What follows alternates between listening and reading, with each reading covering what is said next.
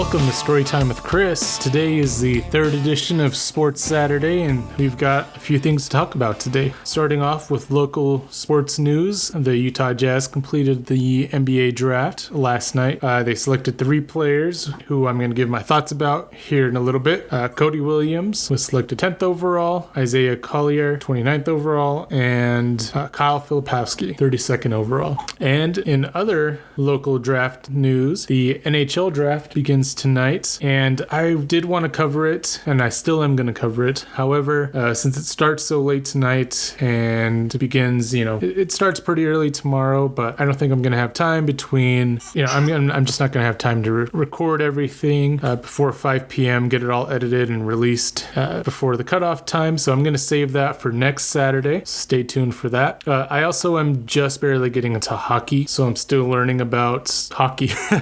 I don't really know what you look for when you're drafting guys. I don't know. I assume it's very similar to soccer where, the kind of top prospects in the NHL draft are goalies, forwards, maybe even, I don't know. So I'm going to do some research as well. Along with that, it's just a busy time of year for me. I mean, it's the middle of summer, have a lot going on. For those of you who are interested, I am going to be releasing a new music review here in the next week or two for Nothing More's new album, Carnal. I just listened through it for the first time. Bless you. And I'm going to give it a second listen through and just write down my thoughts and do a whole album review on that one. So stay tuned for that. I have some other projects I'm working on. But yeah, anyway, let's get back to sports talk. Potential non-news Aiyuk updates went on this week. There was potentially an explosive meeting that was actually just a really good meeting. But I don't know. We'll see. Actually, as I'm recording this, there are some rumors swirling around the Twitterverse that Brandon Aiyuk just pulled up to the 49ers facility, and there's a chance that he is signing an extension today. So as you will hear shortly, if there are any updates on the extension, if he signs it, anything like that, I will obviously record that part of it later when that happens. Otherwise, you're going to hear my thoughts about why I don't think the Niners are going to extend Aiyuk. Anyway, stay tuned for that. And if there's any more news by the end of the day, I'll have that recorded for tomorrow's episode. If not, let's stay tuned for next week's Sports Saturday. So anyway, let's dive right in, starting off with the Utah Jazz. With the 10th overall pick, the Utah Jazz selected Cody Williams from Colorado. Cody, I think overall has some good upside, and he can either be great or a flop. One of the things that he needs to work on is putting on some weight. This kind of reminds me of the Rudy Gobert situation when they drafted him. They told he was pretty skinny, and I mean throughout his whole career he really was, but once he started putting on some muscle, putting on some weight, I think that's where he really started to flourish. So yes, they are totally different positions, but that is one thing that I think is important in the NBA, especially, size makes a big difference compared to other sports like football, where in the NBA the court is much more condensed, and the guys who are bigger, faster, stronger are going to win most of the time in that situation. So that is one thing, is I think he's coming out as a small forward.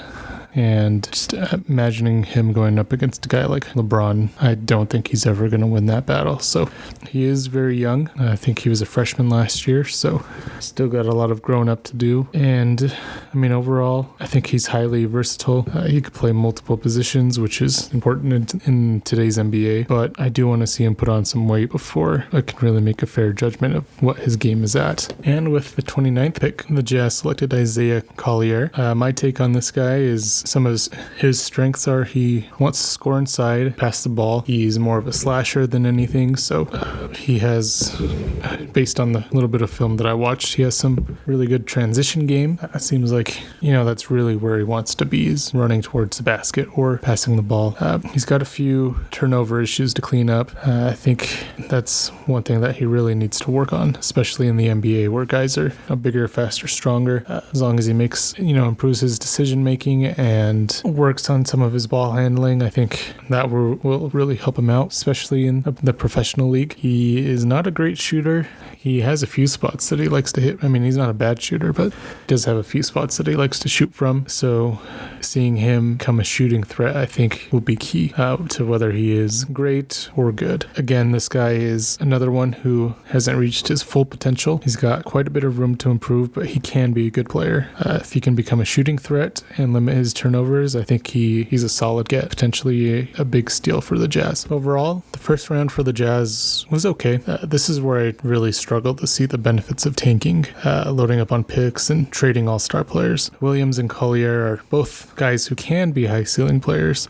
They are still pretty raw and they can use some work, so it might take a little while to develop them. Just like any rookie that is drafted, there's never a guarantee that they will be good or even great in the NBA. As a fan who enjoyed the Mitchell-Rudy era of basketball, it's been frustrating to see this rebuild process. Part of that frustration is not knowing how long the rebuild will take. 3, 4, 5, 6, 7 years. This team was just one of the best in the NBA. So close to reaching the mountaintop. And now watching Jazz basketball has not been intriguing to me, especially since this team has been intentionally bad.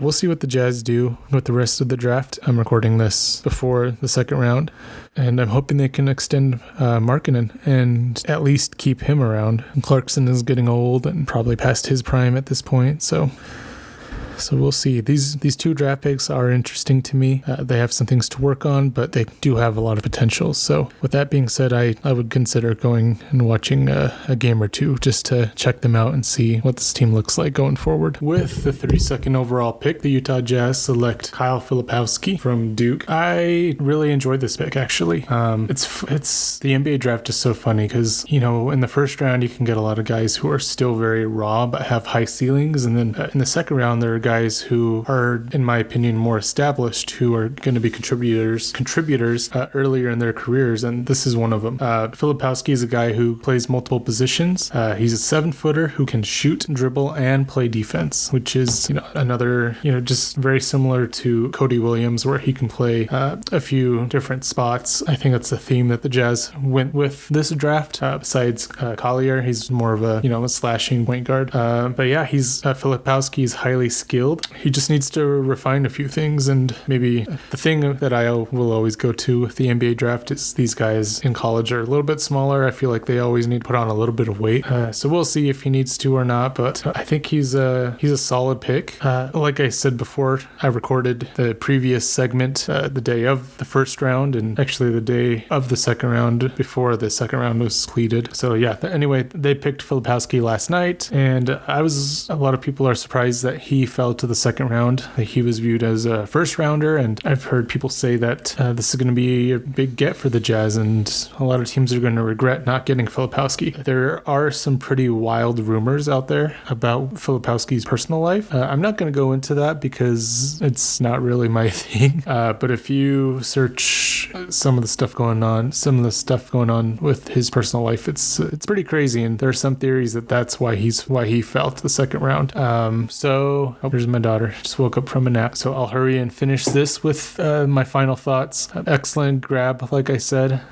This is another pick that interests me, and I really am considering going to a few Jazz games this year because of these draft picks. We'll see if they make any other moves in the offseason. I haven't really been following the NBA as much the last few years, so I'm trying to get back into it, trying to get back into the Jazz slowly. But yeah, solid pick, and I think out of all 3 picks, this is my favorite so far.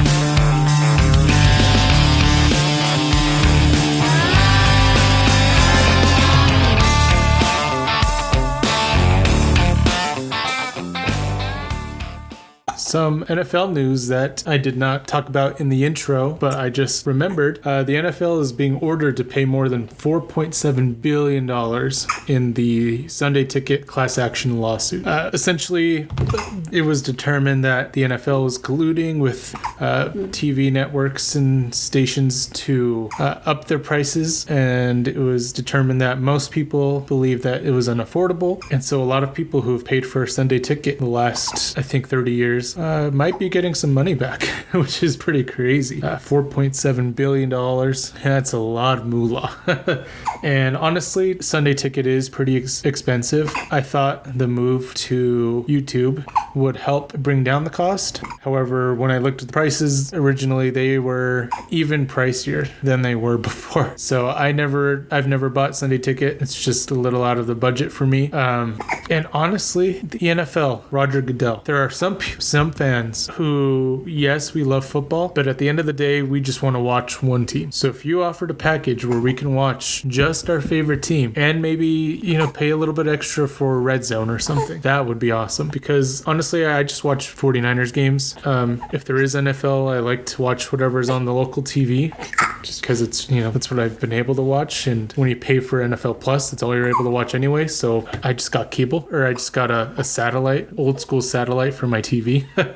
So yeah, I paid $30 for a little antenna, and it works in 4K, I believe.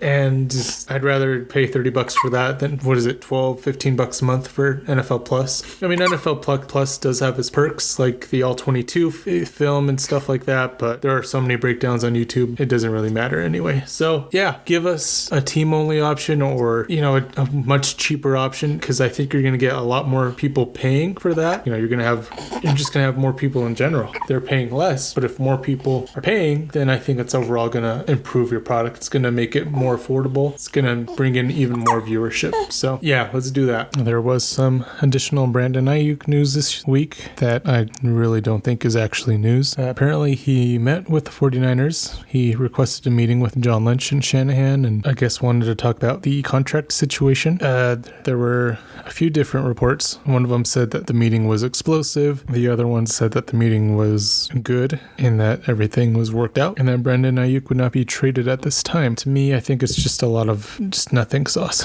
There's really nothing significant about this meeting other than Brandon Aiyuk wanting to meet with them and air out his grievances and try to figure out where they are.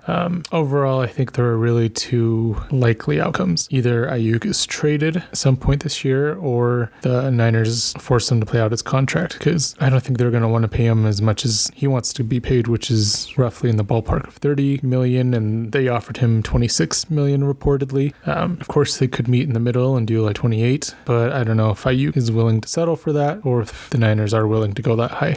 Either way, I think the Niners messed up by waiting so long to extend him if they were planning on doing that. It also could have been Aiyuk's agent who, told them to wait it out because more guys are going to be getting paid, and that will only increase his asking price. So yeah, overall, I don't think anything has changed. I think those are the two likely outcomes. Either he's traded by the end of the, at some point this year, or he's forced to play on the fifth-year option. I don't think he's going to want to settle. The Niners don't pass the ball. Last year, they passed the least amount in the league, and so it's not. So I think Aiyuk can really use that in his negotiation. Like, I was the top guy in this offense. You guys don't throw the ball enough. If you threw me the ball, I could be a top receiver in this league. And the Niners are probably saying, no, we have CMC. We're just going to run the ball. We're not going to pass as much as you would like us to. So we'll see. I mean, at the end of the day, Aiyuk is going to have to play this year one way or the other for the 49ers, whether he is making as much as he wants to or not, because he is on the fifth-year option, or he's going to have to go somewhere else to get paid. So it's sad. I want to extend Aiyuk. I think he is an awesome receiver. I think the Niners waited way too long to negotiate with him like they always do with all their players. They need to figure something out there. But this news I don't think is really news, and hopefully we get even more progress made over the next few weeks while we wait for the preseason training camp to take place. That is everything that I have for you today. Thank you for tuning in to Storytime with Chris. I just wanted to let you know that I don't just talk about sports. I have a lot of other things in the works right now. Upcoming, I have the Carnal album review by Nothing More. So I guess before I get into that, some of the things I do on this podcast are album reviews, obviously sports talk, storytelling, coffee reviews, and stuff like that. So I have a good variety of things. I'm working on putting everything into playlists so that, if you're just interested in one topic, you can go to that playlist and listen to that. But yeah, back to that, we have the album review. Upcoming, I have a special project that I'm working on. I'm hoping to have that released really soon. It's a little bit more involved than a regular podcast, so I'm trying to, coordinate that and put it all together so that it's exactly the way I want it. It's not a podcast where I sit down and just talk, but it is something I've wanted to do for a while. So that'll be coming up in the next couple of weeks as well. So stay tuned for that. I am trying to get into like film and TV reviews. There are a few shows that I've watched recently that I really want to talk about. Fallout, the Fallout series is one of those shows. The Bear, which just released third season. I like to wait until, well, actually, I guess that's not true. And then, other stuff. Obviously, some of you may know that I recently became a father. So parenthood is going to be some of the topics that I talk about at some point. Those are episodes that may or may not be with my wife. And then we just might do some of our own storytelling as well. So with that being said, if you haven't yet, please subscribe to the channel on YouTube or follow me on Spotify. Storytime with Chris. I should have links for everything down below. And thank you for tuning in. Let me know what your thoughts are. Do you like what the Jazz did with their draft? Are you going to be getting some money back for